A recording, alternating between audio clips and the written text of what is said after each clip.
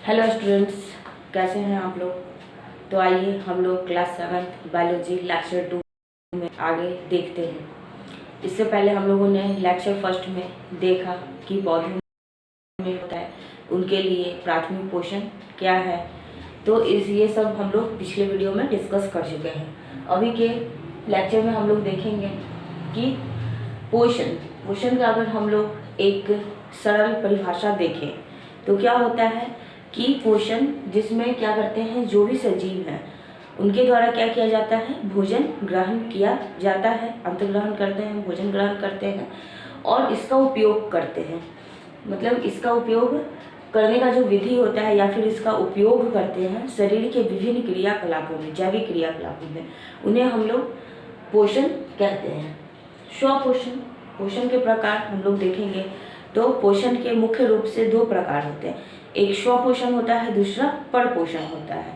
तो स्वपोषण में क्या होता है, पोषण की वह विधि, पोषण का वह तरीका जिसमें क्या होता है, जो भी सजीव होते हैं वह अपना भोजन स्वयं बनाते हैं, वह किसी दूसरे जीवों पर निर्भर नहीं होते हैं, वह अपना भोजन स्वयं बनाते हैं।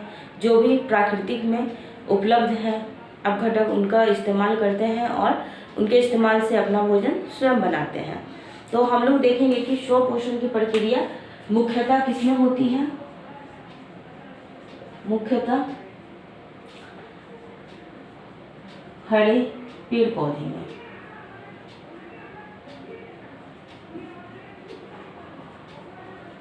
जितने भी हरे पेड़ पौधे होते हैं उनमें क्या होता है, तो स्वपोषण की प्रक्रिया होती है मुख्य रूप से।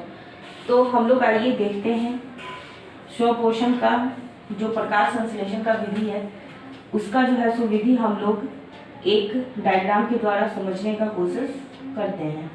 क्योंकि डायग्राम क्या है, तो एक सरल परिभाषा होता है जिसके द्वारा हम लोग आसानी से समझ जाते हैं किसी भी बातों को।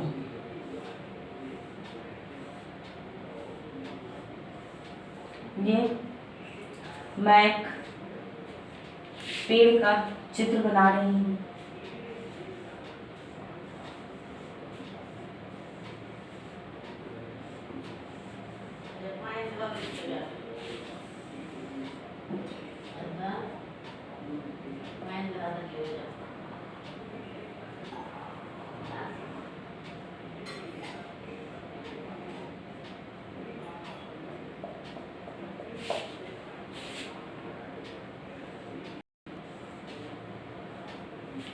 पेड़ के मुख्य दो भाग होते हैं, एक वह भाग जो जमीन के नीचे होता है और एक वह भाग जो जमीन के ऊपर होता है। जमीन के नीचे का भाग क्या कहलाता है, तो रूट कहलाता है, जड़ कहलाता है। और जमीन के ऊपर का भाग क्या कहलाता है, तो उसका तना सूट कहलाता है। तो इसमें जो है सो जो तना होता है उसमें क्या होती हैं, पत्तियां मुख्य रूप से, और तने होते हैं, अलग अलग ब्रांचेज होता है। तो ये जो पत्तियां होती हैं इसमें प्रकाश संश्लेषण का मुख्य प्रक्रिया होता है। क्यों? क्योंकि इसमें छोटे छोटे रंध्र उपस्थित होते हैं और क्लोरोफिल की ज्यादा मात्रा इन्हीं पत्तियों में पाई जाती है। ये जो रंध्र होते हैं इन्हें हम लोग रंध्र या फिर हम लोग स्टोमाटा भी कहते हैं। यह खुली आंखों से दिखाई नहीं देती है। इन्हें देखने के लिए हम लोग सूक्ष्मदर्शी की आवश्यकता होती है। अगर हम सूक्ष्मदर्शी से देखेंगे तो हमें रंध्र दिखाई देगा और रंध्र कुछ इस प्रकार से दिखाई देगा। सूक्ष्मदर्शी से देखने पे रंध्र का चित्र कुछ इस प्रकार से दिखता है। इसको हम लोग स्टोमाटा कहते हैं। ये पत्तियों में पाया जाता है। इसके द्वारा क्या होता है, तो हवा का आदान प्रदान होता है, वायु का आदान प्रदान होता है।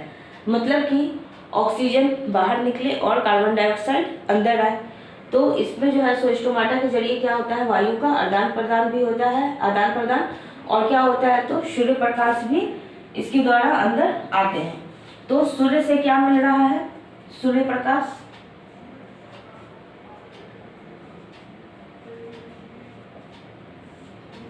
ठीक है। उसके बाद कार्बन डाइऑक्साइड प्रकाश संश्लेषण के लिए आवश्यक होता है, जो कि वायुमंडल से मिल रहा है। इसको हम लोग यहाँ नहीं बनाते हैं, इधर समझते हैं। वायुमंडल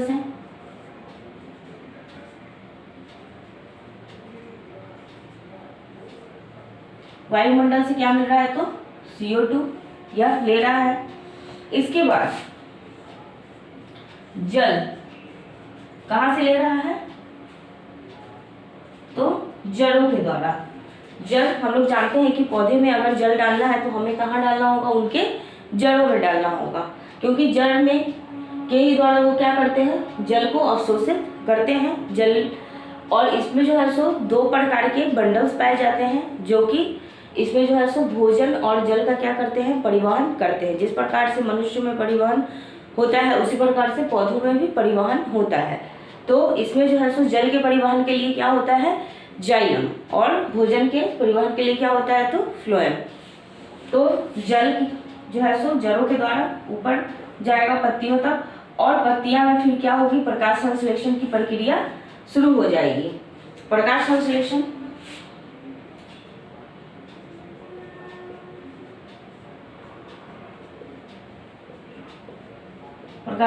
में क्या होगा? तो सूर्य प्रकाश कार्बन डाइऑक्साइड और H2O जल जरूरी है, इसका हम लोग चित्र H2O और सूर्य प्रकाश तो होना ही चाहिए, क्योंकि प्रकाश संश्लेषण है तो सूर्य प्रकाश तो होगा ही। और पत्तियों में क्या है? क्लोरोफिल। ठीक है, क्या आ गया? तो कार्बन डाइऑक्साइड आ गया, जल आ गया, और किसकी उपस्थिति में? तो सूर्य प्रकाश की उपस्थिति में, और क्लोरोफिल। और यह क्या बना रहा है? तो कार्बोहाइड्रेट, या फिर इसी को हम लोग ग्लूकोज भी कह सकते हैं। ठीक है, तो इस तरह से ये अपना क्या करता है? भोजन का निर्माण करता है और ऑक्सीजन बाहर निकालता है। तो ये सिंपल सा एक हम लोग चित्र और एक सरल समीकरण के द्वारा हम लोग देख सकते हैं कि प्रकाश संश्लेषण क्या होता है, क्यों पौधों को स्वपोषी कहा जाता है, क्यों पौधे अपना भोजन बनाते हैं, कैसे बनाते हैं, यह भी हम लोगों ने देखा कि यहाँ पे जो है सो सूर्य के द्वारा सूर्य प्रकाश आ रहा है, वायुमंडल से कार्बन डाइऑक्साइड आ रहा है, पत्तियों में क्या उपस्थित है? तो छोटे छोटे रंध्र उपस्थित हैं, जिसको हम लोग रंध्र या फिर स्टोमाटा कहते हैं, जो कि क्या करता है? तो वायु का आदान प्रदान में मदद करता है और सूर्य प्रकाश भी उससे अंदर आते हैं। पत्तियों को, पौधे के पत्तियों को उनका रसोई घर भी कहा जाता है। क्यों? क्योंकि भोजन का मुख्य रूप से निर्माण पौधे की पत्तियों में ही होता है, इसीलिए।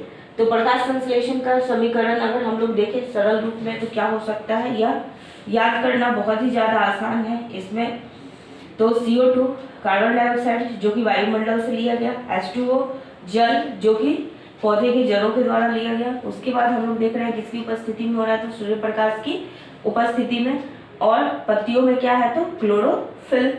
इसके बाद क्या बना रहा है भोजन के रूप में? तो कार्बोहाइड्रेट या ग्लूकोज, और बाहर क्या निकाल रहा है? तो ऑक्सीजन। ये भोजन बनाएगा और फिर बाहर क्या निकालेगा? तो ऑक्सीजन बाहर निकालेगा, और सूर्य प्रकाश लेगा और CO2 लेगा, और बाहर क्या निकालेगा? तो ऑक्सीजन। तो आज के लेक्चर में इतना ही, आगे का हम लोग देखेंगे अगले लेक्चर में। तब तक के लिए थैंक यू। अगर मेरा वीडियो पसंद आया तो प्लीज़ मेरे चैनल को सब्सक्राइब करें एंड लाइक करें। Thank you.